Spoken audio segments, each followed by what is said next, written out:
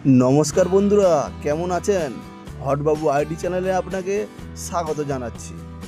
তো আমরা আজ নিয়ে চলে এসেছি ভেজ মঞ্চুরিয়ান, চলুন তা দেখা যাক।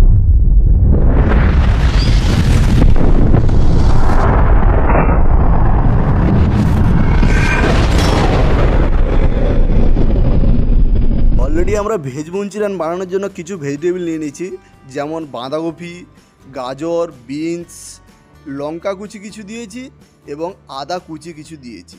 এরপর আমরা কিছু লবণ দিয়ে এটাকে হালকা কিছু টাইমের জন্য রেখে দিয়েছি।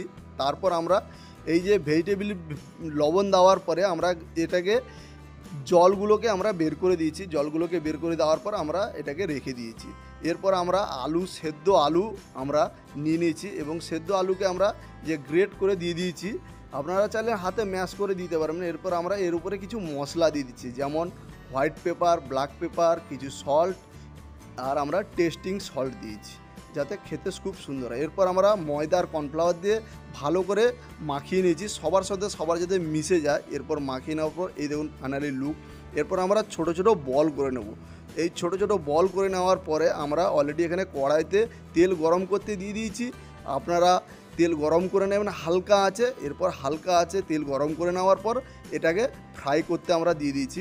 হালকা আছে ফ্রাই করলে ভেতর থেকে ভালো এবং কাঁচা ভাবটা থাকবে না এবং ক্রিসপি, খেতে খুব সুন্দর লাগবে।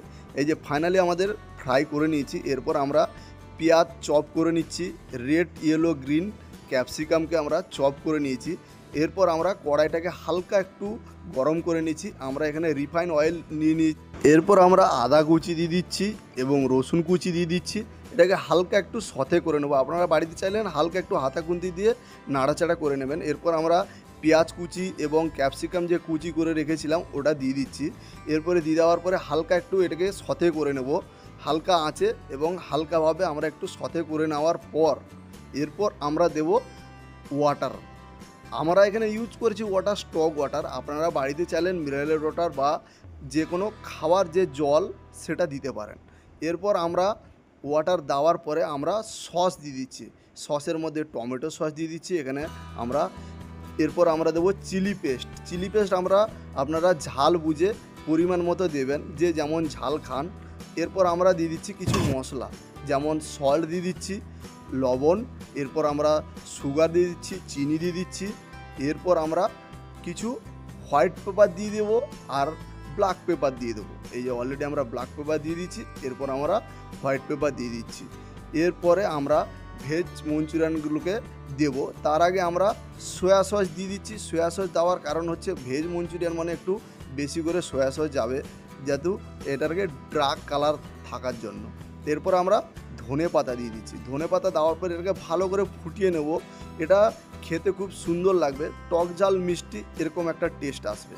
এরপর আমাদের ফাইনালি দেখুন গ্রেভিটার থকথকে করার জন্য আমরা একটু কর্নফ্লাওয়ার দিয়ে দিচ্ছি, যাতে গ্রেভিটা থকথকে এবং দেখতেও খেতেও খুব সুন্দর লাগে। এরপরে আমরা ভেজ মঞ্চুরিয়ানটাকে ফ্রাই করে রেখেছিলাম, গ্রেভির মধ্যে দিয়ে দিচ্ছি।